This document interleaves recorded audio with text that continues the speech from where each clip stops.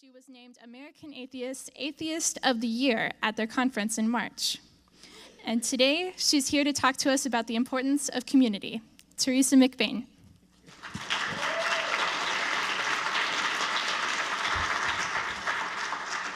All right, so you guys understood I'm a former pastor, right? And you know how dangerous it is that she handed me a microphone, right? No, seriously, I have the timer set on the podium, I have the timer here, and I have informed Amanda to flash me with a card, at about 25 minutes into it so I can leave plenty of time for you guys to ask some questions, if you have questions. Today I want to talk to you a little bit, as she said, about community. Community is one of those buzzwords that's running around the movement. Have any of you heard about the atheist church that was in London? Okay. How about in Houston, Texas? Houston, there is a community that is a humanist church. Mike House, who's a fellow clergy project graduate, has started and is running a humanist church that has, I don't know, about 80 to 100 people every Sunday morning. And it is a highly successful operation, organization. Some people don't like the word church, but really, besides gathering or assembly or something like that, there's not a great word for it yet. Maybe we need to make up one. Let's have a project, and the winner gets to have the honor of winning. Come up with a new word for people who gather together in community besides the word church. Okay? You guys game? Yeah? Okay. Somebody's actually going to email me and say, okay, here's this new word. And it's Farfignugan. I don't know. I couldn't think of anything. So anyway, I want to talk to you about community, and I thought, okay, we're in Kansas. What better way to talk about community than to follow the yellow brick road, right? I know it's a little cheesy, but just indulge me. Okay, so a little bit of translation error there with the two different programs. Anybody old enough, I know you young folks are going to embarrass me, so just don't even say it, okay? But how about those of you who are a little bit older, about my age, remember the TV show Friends? Oh, look, you guys do. I love you. You guys are so awesome. Best crowd ever. The TV show Friends was immensely popular, wasn't it? When the show went off the air, I watched every episode. And when the show went off the air, I was genuinely sad because I was going to miss Ross and Rachel and Joey. I mean, you guys know these folks. How about How I Met Your Mother? You watched that show? Yeah? Grey's Anatomy? I mean, besides the cute guys and girls, there's other reasons to watch the show, right? It's the interaction of the people who work together, who are neighbors, who are roommates, who are friends. Even if you go back a little bit further to when my kids were little, there was a show called Cheers. Anybody remember Cheers? Yeah. You know, you want to go where everybody knows your name. What do those things have in common, and why are they appropriate for this conversation?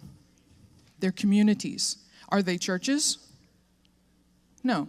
They're all communities. They're all different. This group is a community. You know, your Soma group is a community. Last night at Darrell Ray's, there were some of us that had gathered together to talk, to eat, to meet, to have a drink or two. What were we? We were a community. Community is something that, yes, the church offers and the church does very well. You can't deny that fact, regardless of what you believe about religious groups and organizations. One thing they have down pat is community, but that doesn't mean they're the only ones who have it, or that it's a religious part, or it's a religious offering. Community is a human offering. Community is a human need. We are created as social people, right? Social groups, social organizations. If someone in our society decides to pack their bags and go up to the mountains in Montana or Canada or somewhere and live, besides Nate Phelps, now true, he does do that, and we won't talk about him too much. Hi, Nate. I didn't know you were sitting there. That is odd to us, isn't it? It's strange to think that someone would just give everything away and go live in the mountains and never see another human being again, right? Why? Because we are communal people. We are communal creatures. Our society thrives on community, and we are a community. Thank you, Ellie. She's giving me applause. How sweet. She's also 2.5 years old, so take that for what it's worth. Community is derived from a couple of Latin words, which basically mean, when you put the two together, they are gift and togetherness. So community is a social unit that shares common values, but it is in essence giving each other the gift of being together. Now, I know that you'll understand this, and if my husband were here, he would say it's true about me. Sometimes it's hard to be together with someone else, isn't it? It's hard to live in community. Because at first, community is wonderful. It's great. It's terrific. We love each other. Oh, wonderful. How can we be together all the time? But then reality sets in, right? Yes, you know this. If you don't know this, you've not been in community very long. And it becomes more difficult to stay in community. It's hard work, but it's essential and it's worth it. So community is a gift. It is giving of yourself. You have to be, at least at some point, in some ways, you have to be selfless in order to remain in community with people. There's the old saying that the more I know people, the more I love my dog. It's because community can be very, very difficult at times. So let's look at these 4 characters on the yellow brick road. As I said, I'm a preacher. It's difficult to let go of the mic and stop talking, but I need to keep going on. So The Wizard of Oz came out many years ago. I remember when I saw it when I was a little girl. It was one of the first times that we saw things in Technicolor. I had a black and white TV. Do you guys realize that there was actually black and white TVs at one point in history? I mean, I'm older than color TVs, honestly. Doesn't that amaze you? I know. He's so shocked. He just can't believe it. I'm older than dirt. Well, not dirt, but at least color TVs. The Tin Man wanted one thing in life, right? He wanted a heart. Well, in community, that's the first thing that we have to possess and develop is heart. Without it, a community is not going to move forward at all. And remember, I said initially this is really easy because we're so excited. You could say we're infatuated with the people that we're in community with. And so it's easy, but then it becomes more difficult. And so heart is essential for it. Heart means that we care for each other, that we honestly and genuinely care for each other, how we are. Are we doing okay? We take the time, that gift of forgiveness. Yeah, that's part of it too. But the gift of togetherness means that we notice things about someone else instead of continually focusing on what our needs and desires are. We care for each other. We actively use what we have, our strengths, to help each other. Now, how many of you have ever moved before in your life? Okay, and you moved using a U-Haul pickup truck, Volkswagen, whatever. Okay, and how many of you were not able to carry your sofa sleeper down a flight of stairs because it was way too heavy? Okay, did you need someone else's strengths that is a part of your community in order for you to accomplish that task? Yes. If you did not, you're probably going to have back issues like I do, which is why I have to leave early because I did something like this and need to have my back worked on Monday. So there you go. Use those strengths, actively offer them, and accept them. For me, it's easier to offer things to people. It's very difficult for me to admit I need help and to accept the help from someone else. Anybody else feel that way? Yeah, now, I know I'm a preacher. I have to ask you guys for responses. If you want to say, yeah, there you go. I love this front row down here. Now, I can't do the Pentecostal preacher thing. Jerry, I'll have to do it for you. I was a Methodist, so at best, you can have a nap while I'm talking, I guess. I know you. Stop that. We care for each other, we help each other, we offer our strength for physical needs, for the things that, like we said, moving. We sometimes need to help each other financially. Have you guys heard of a group, organization, movement, whatever you want to call it, called Atheist Giving Aid? Did you hear of this recently? Yeah, and how much money did they raise? And I remember the count at like 24 hours for the Boston Marathon victims. Okay, thank you, Adam. $30,000 now. I won't ask you to raise your hands because I don't want to embarrass you, and that's for when my life was as a preacher, so I'm not going to do that. But I'm sure that the majority of you gave a little bit to that. And I'm not rich. I work for a nonprofit. My husband's a cop, but I still was able to give some. Maybe not as much as others, but the point is that we cared. We're a community, and we wanted to be a part of that solution. The news media may not ever want to hear that, and while it's not okay, it's okay for us because we know what our motivation is, and it's not the newspaper. We care for each other. We offer the strengths that we have in order to grow and to move this community forward.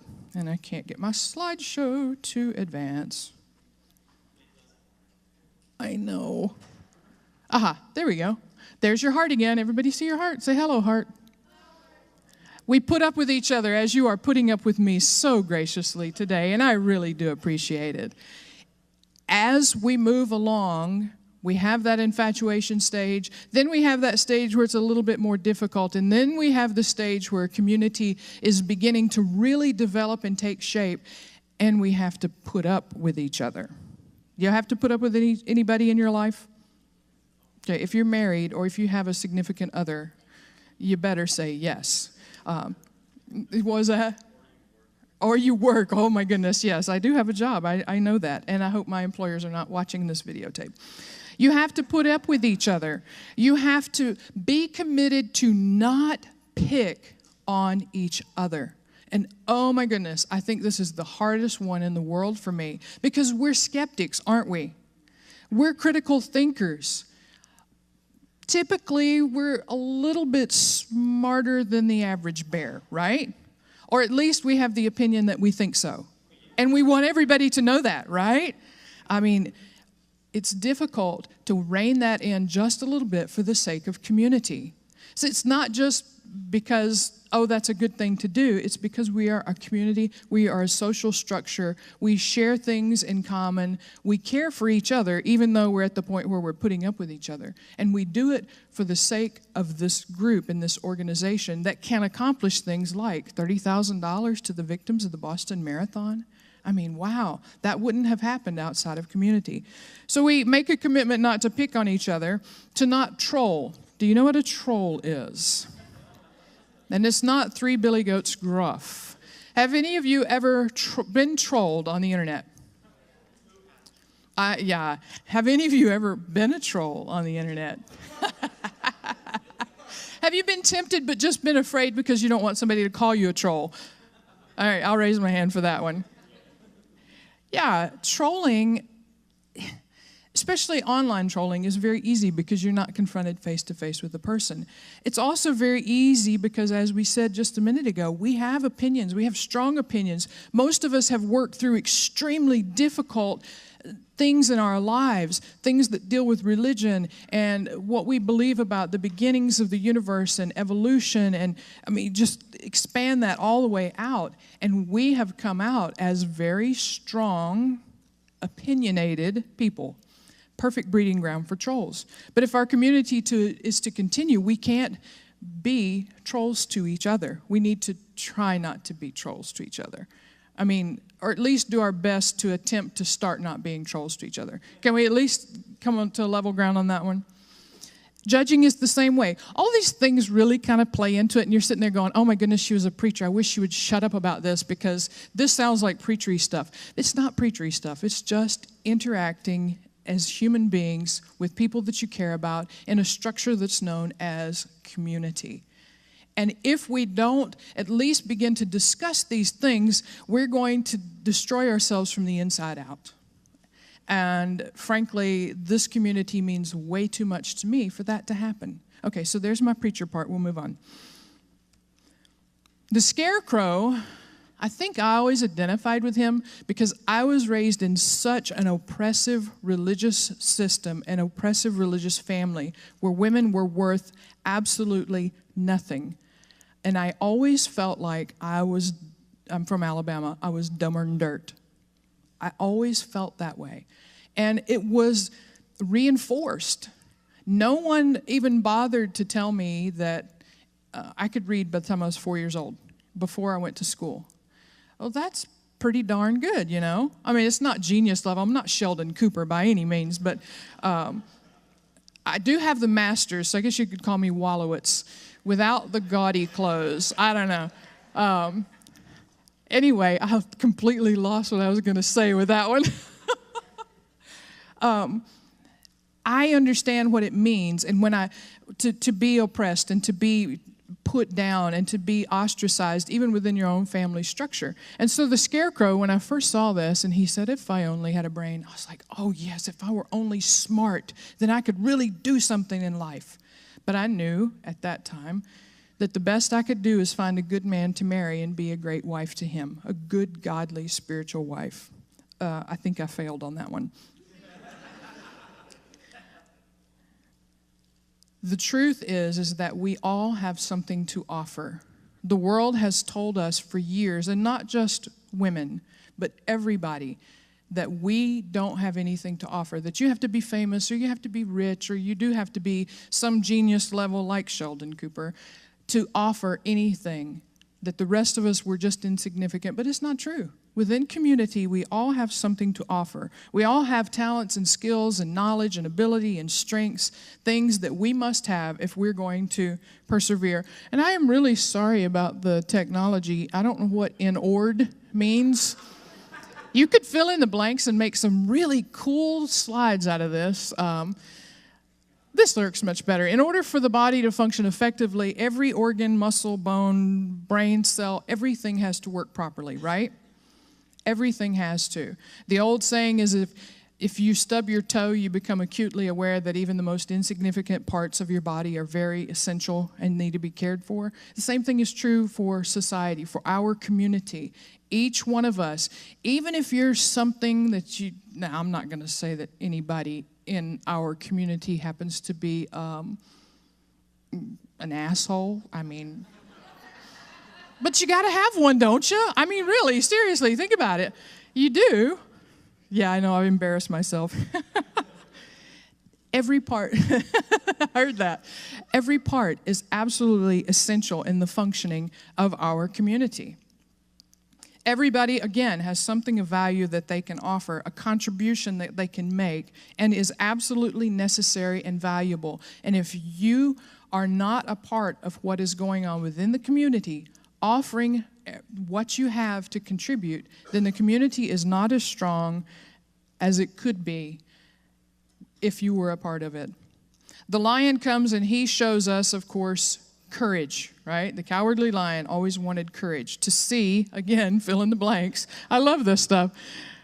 Oh my goodness, to see. To seek peace. This is, oh man, talk about difficulty. Courage is one of the most difficult things. People have told me, oh, you had such courage standing up at American Atheists and publicly declaring that you were an atheist. And my response is yeah, I was tripping hardcore on something. I mean, it's not courage. Desperate stupidity would be a better word for it, honestly.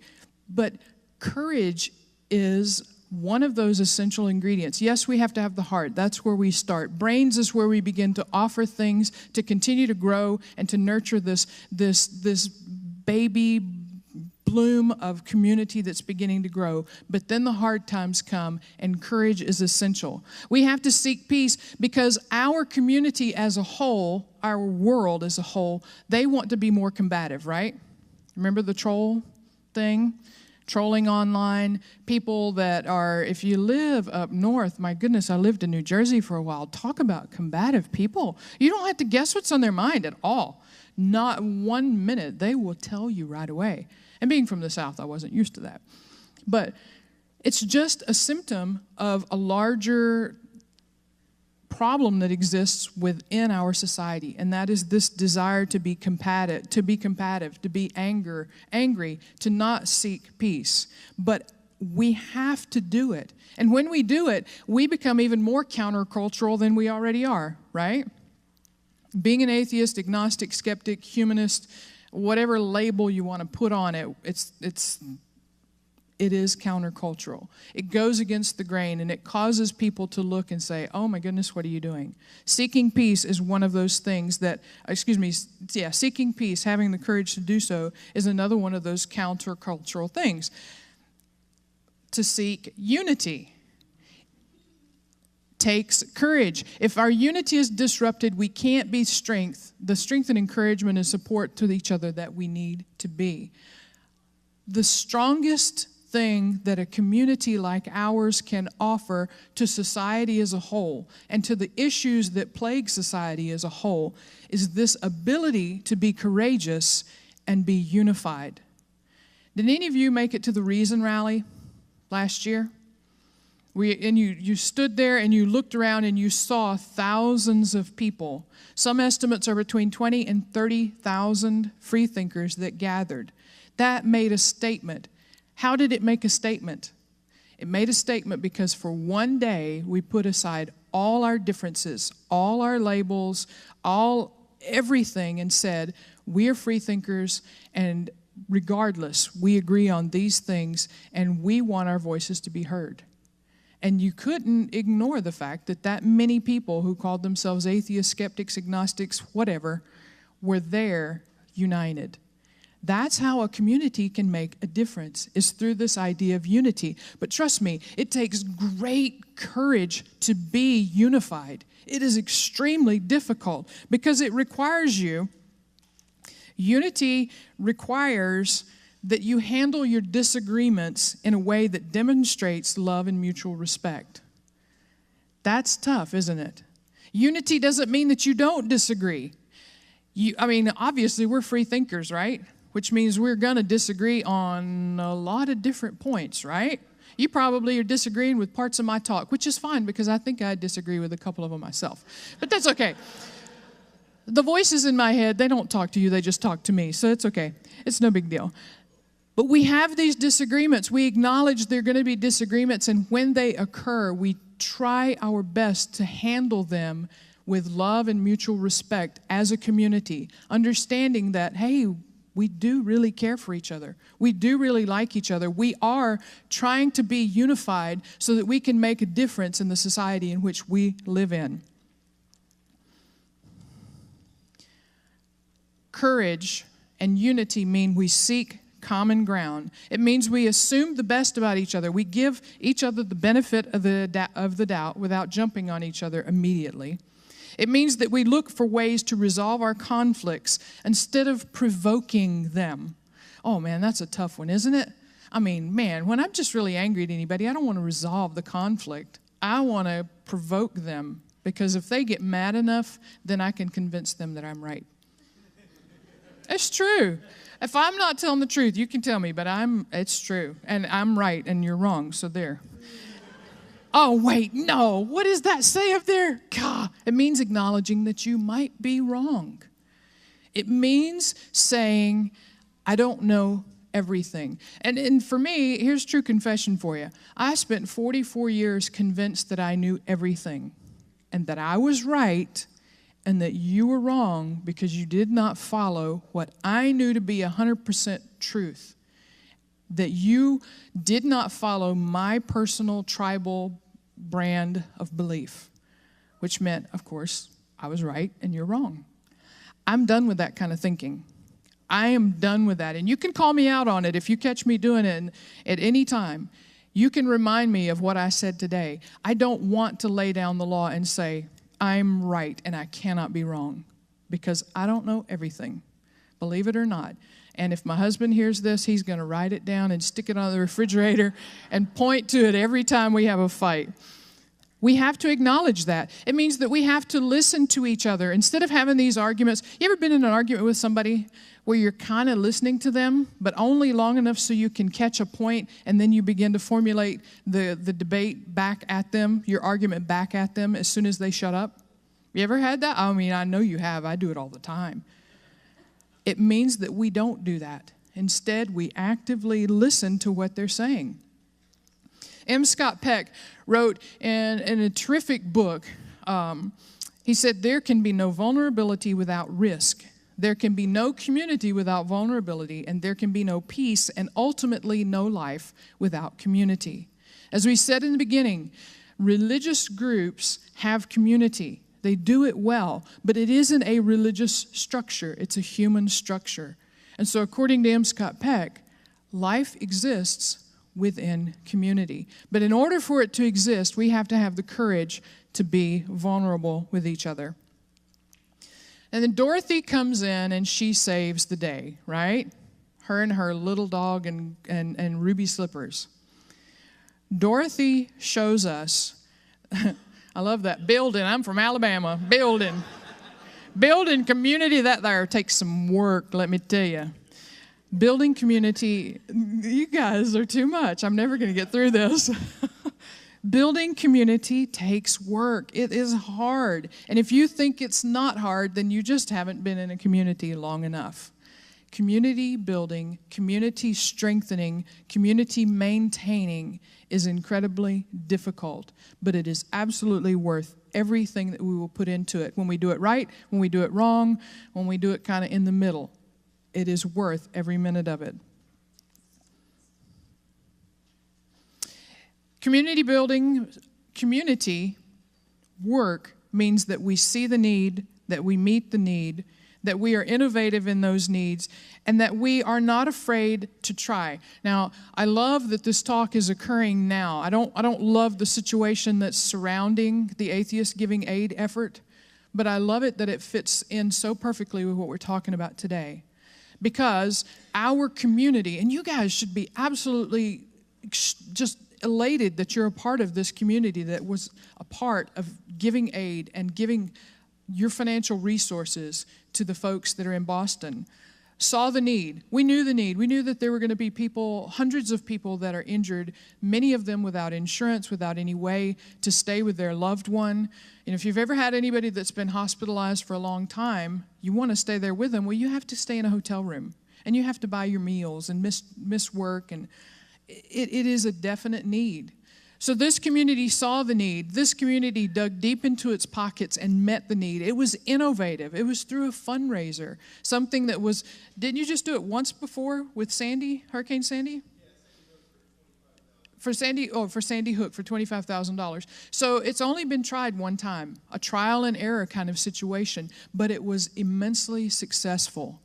And whether the news media will pick it up or not, eventually they're going to have to. Because we're not going to stop that kind of stuff, are we? We're going to continue to be a compassionate, loving, giving, sharing community that is united in not only offering compassion, but in increasing science education among our schools and children, which you guys are in Kansas. You're like we are in Florida. Our legislature is trying to do some really bad, scary things with our educational system. And our community needs to have a unified voice to stand against that and say, no, we want our kids to be educated properly. We want them to have a chance when they leave the four walls of a high school to actually make it in life. This is the value of community. This is what we are, and this is where we are moving, and it's a very good thing. But we have to work together to do it. Love, brains, courage, all of those are part and parcel of everything we try to do. The heart means that we care. It means that we offer our love and acceptance. We offer our strengths. We meet the needs of people, especially those who are a part of our community. It means that we discover what we have to offer, those gifts, those talents. Well, gifts, that's a church word. Man, I wish I could get away from all that. Our strengths, our knowledge, our skill set, we offer those, we acknowledge those, and give them freely to the community. That we have the courage to do the right thing, to build our community, standing for peace, standing for unity, and that we dig in and offer our hands to give and to work and to do the really, really difficult things that are necessary in order for us to grow as a community. And I love that slide that says click to exit presentation. And I don't know what I did now. Oh, my goodness. So offering community means that my presentation is now up here. All right, let me just do this. And now you can see everything that's on the desktop. How's that? You like the background? Don't you like the background? Community building is probably, it's right where we are as the atheist movement. When we began, with Dawkins and Dennett and Harris and Hitchens, they were the new atheists, they were the four horsemen, and they ushered in this new openness of sorts for atheists and agnostics and humanists and skeptics to come out. Part of the reason why many of us are out, right? But now we're transitioning into this phase to where we're no longer this baby movement, and we're in the midst of this growing phase. And we have to learn the lessons of community and embrace them in order for us to continue and to go forward through this phase and into the next one. Thank you guys for letting me share. Thank you for all the for being gracious over all the technical glitches. I'm good on time?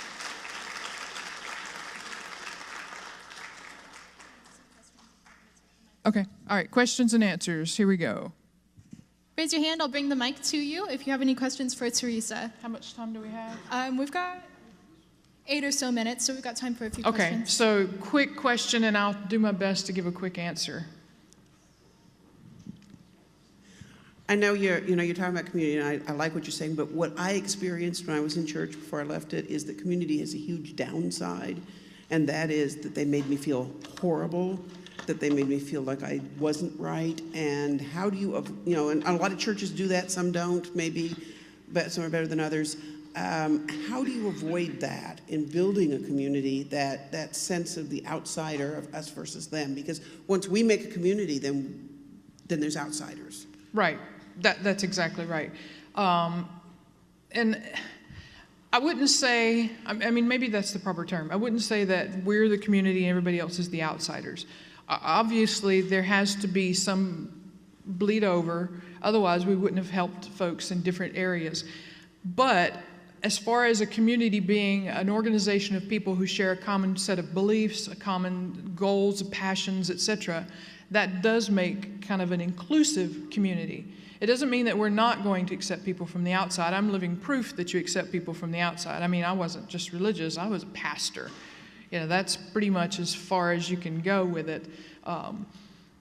But there is always that danger of community becoming a cliquish group where you have the insides and the outsides within your community. And it's something you have to really work at. I mean, I shared that within the community I grew up in, a religious community, I was an outsider because I was a woman.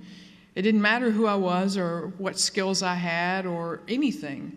I had one purpose in life, and that was to be submissive to men, to a man, to my husband. So yeah, it's a huge danger. It's something that always has to be addressed and looked at. It's that trial and error part, and it's that part to where as a community we have to be willing to acknowledge those things and attempt to work at them. And I don't think you get it right every time. I don't think any community ever gets it right for the most part. But I do think communities that are strong and growing are just like that. They're an organism that is continually evolving, continually developing, learning from past generations, making the same mistakes of past generations. But it's all a part of something that is worth the risk and worth the effort. Someone else. And I'll try to make my answer shorter next time. Yes?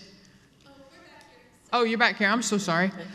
So we talk a lot when we talk about atheist community building. We talk a lot about what do churches and other religious organizations offer in terms of community that we're not offering. Do you think that there are things that atheist communities can offer that religion isn't giving? Oh, yeah. I mean, goodness gracious. I would hope that we can offer, and again, community is not perfect, but I would hope that we can offer them an example of acceptance. I try to talk about that every time that I give a speech anywhere, but especially when I'm interviewed. I like to emphasize the fact that the atheist community accepted me and my family. The atheist community cared as a community with their heart. They cared for my family, not just with love and encouragement and support and notes, but with money. I mean, when you care with money, you know you really care, right? Money's hard to get out of, I mean, that's you're talking real stuff there when you're talking money. So, yeah, I mean, and that's just one example. Openness, open-mindedness. I'm really hoping that that's something that as a community we embrace. There's always those that are narrow-minded or closed-minded, but on the whole, I think that our movement and our community can offer that example of an open-minded person who's always learning, always growing, and always embraces the fact that, as I said a minute ago, we don't have all the answers, but we want to continually seek those answers. And that's just a couple. I could give a whole talk on it, so I'll give someone else a chance to ask a question. How important do you think it is for, like, the church to have a physical building?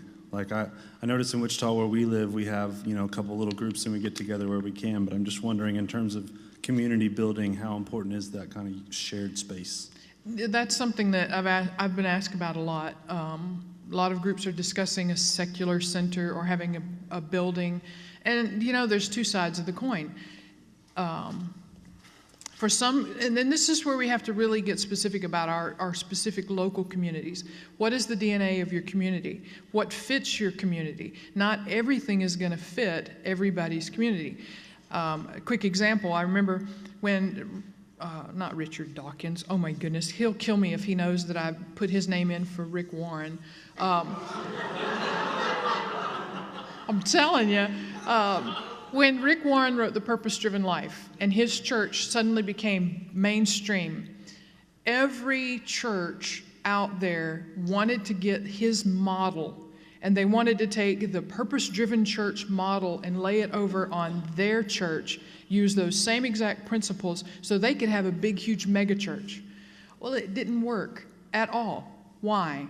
Because a church that's out there in California that has a specific demographic, that has a specific goal and aim and mission and purpose is completely different than my church in North Florida, Conservativeville, and those things are just not going to work. The same thing's true with our communities. Some communities are meetup groups, and that's what they're happy with and how they want to exist in community. Other communities could benefit from a building and could benefit from the shared common goal of offering a secular center, of offering parenting classes or meeting space for other free thought groups, physical resources, yeah, exactly. A common place that you knew was, this is the Kansas State University, SOMA, whatever you want to call it. I mean, you have to see again, there's the contest. Come up with a name for it for me. So yeah, it could be either way. It just depends on how hard you're willing to work to find out what your particular group's DNA is. Okay, yes. One last question. One last question. Now, did you say there's a church or gathering for atheists and free thinkers and whatnot? Mm-hmm. Does this church pay taxes? I don't know. That's a good question. The one in London, I don't even know what their tax laws are there. The one in Houston, if it's a 501c3, unless it's a religious, I don't know. That's a good question. Why don't you email him, Mike Ouse, tell him I said to email him and ask him. He would actually answer your question very well. If he's like the rest of us, yeah, we pay, we either get the nonprofit status on certain things, but we still have to do all the crazy paperwork and everything, so, oh no. So the North Texas Church of Free Thought in Dallas Yeah. is one that actually qualifies this way. As far as the tax exempt status, as long as they're 501c3, just like the atheist community of Austin, they don't have to pay federal taxes. But Texas has very specific laws about property tax exemption. And we, the ACA in Austin, had to do the same thing that Madeline did when American Atheist was in Austin. We created a daughter corporation that is a library so that the building that we bought a year and a half ago is tax exempt. Right. And they may be doing something similar. They could be. I mean, American Atheist does that. And it's a shame that nonprofits like that have to kind of jump through hoops in order to do that. And even with it, we still have to file all the wonderful paperwork. So that's an excellent question. All right. All done? Yeah, One more? all done. Thank you, Teresa. All right.